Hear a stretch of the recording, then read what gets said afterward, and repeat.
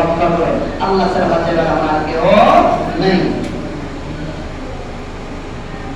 عذابه الشديد عليه لا يصبر ولكن لا مفر منها من حين يؤمرون عذابه شديد عليها لا يصبر এমন কঠিন আযাব যা আপনি আমি অনুমান করতে পারবো না, আইডিয়া করতে পারবো না।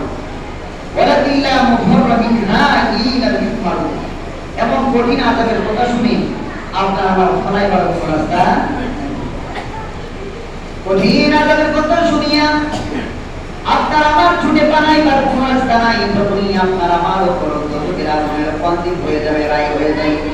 এখান থেকে পালাইবার এড়াইবার কোন রাস্তা নাই, বাঁচিবার কোন রাস্তা নাই।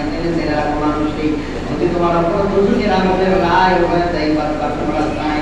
একটা বার চিন্তা করে দেখো, জাহান্নামের আগুন তোমারে গ্রাস করবে, ফিরবার কোনো পথ নাই।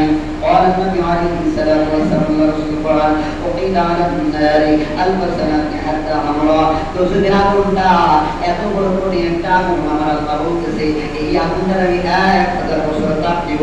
তাপ দেওয়ার পরে কি আগুনের রং হয়ে ফেললাম, একদম লাল রং আগুন হয়ে যাবে। তারপর আল্লাহ নবী বলতেছেন সুম্মা ওকিদা আলাইহা সাবু আলাইহা ওয়াসাদান হাত্তা বাইদাহু, তারপরে আরো 1000 বছর তাপ দেওয়া হবে।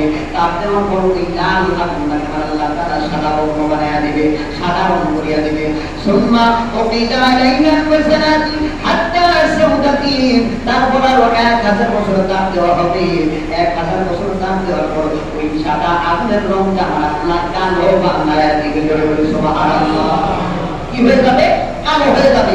আমরা কিন্তু দুনিয়ার আগুন দেখি লাল, কোন সময় ডিমের কুসুমের কালার হয় কিনা, কিন্তু আল্লাহ বলতেছে জাহান্নামের আগুনটারে আমি এমনি তাপে বাড়াই নাই, তাপ বাড়াইছি কিভাবে? 1000 বছর তাপ দিয়ে লাল বর্ণ করছি, এরপর আরো 1000 বছর তাপ দিয়ে সাদা বানাইছি, এরপর আরো 1000 বছর তাপ দিয়া কালো বানাইছি। এরপরে আল্লাহ নবী আরো কি বলতেছেন দেখেন, এটা এমন কঠিন অন্ধকার হবে, এমন কঠিন কালো হবে, এটা অসহনীয়, কোন রকম বোঝা যাবে না। এটার ভিতরে মানুষ ঢুকে গেলেও বোঝা যাবে না এখানে মানুষ আছে। সুবহানাল্লাহ।